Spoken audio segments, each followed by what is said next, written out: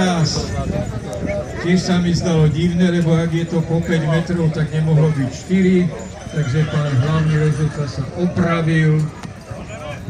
A je to výkon 7:24 s 3 kúskami. A pripravený je Milan Jurov s koníkom Tivo.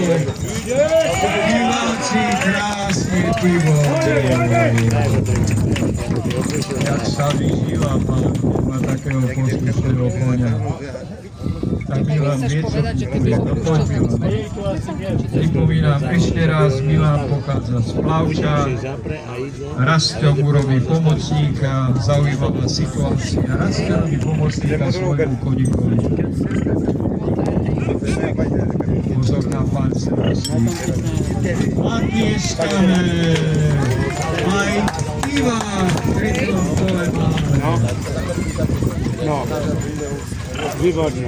Milan Jurov, Nástroj Zurica, koník Tivo, mladý, trojročný koník, ktorý má 770 kg a je to poľský život. To slovenský